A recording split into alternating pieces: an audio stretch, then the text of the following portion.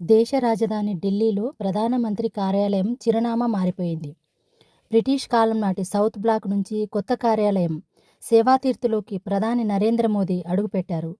ఢిల్లీని దేశ రాజధానిగా మార్చి 95 ఏళ్లైన సందర్భంగా ప్రధానమంత్రి కార్యాలయ నూతన భవనం సేవాతీర్థును ప్రధాని మోదీ శుక్రవారం లాంఛనంగా ప్రారంభించారు.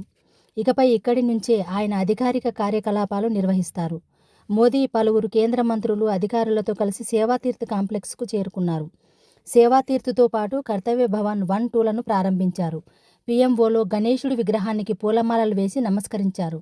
సేవాతీర్థ్ పలకాన్ని ఆవిష్కరించారు. పలకంపై దేవనాగరి లిపిలో సేవాతీర్థ్ అని లిఖించగా దాని కింద నాగరిక దేవో భవ అంటే పౌరుడే దేవుడు అని లిఖించారు. సేవాతీర్థ్ ప్రారంభోత్సవాన్ని పురస్కరించుకుని ₹100 ప్రత్యేక పోస్టల్ స్టాంపును సైతం ప్రధానమంత్రి విడుదల చేశారు. కొత్త భవనంలో మోదీ తొలి రోజు అధికారిక విధులు ప్రారంభించారు. మహిళలు, రైతులు, యువతతో పాటు వృద్ధుల సంక్షేమం కోసం పలు కీలక నిర్ణయాలు తీసుకున్నారు. ప్రతి పౌరుడికి జీవన భద్రత కల్పించాలనే ఉద్దేశంతో పీఎం రాహత్ పథకానికి అనుమతిస్తూ ఫైల్పై సంతకం చేశారు. లఖ్పతి దీదీల సంఖ్యను 6 కోట్లకు పెంచడానికి మరో ఫైల్పై సంతకం చేశారు. సేవాతీర్థ్, కర్తవ్య భవనాలు వికసిత్ భారత్ దిశగా మన ప్రయాణంలో కీలకమైన మైలురాయి అని ప్రధానమంత్రి నరేంద్ర మోదీ వివరించారు. దేశ ప్రగతితో పాటు పౌరులే కేంద్రంగా ప్రభుత్వ పాలనకు ఇవి ప్రతీకలని స్పష్టం చేశారు.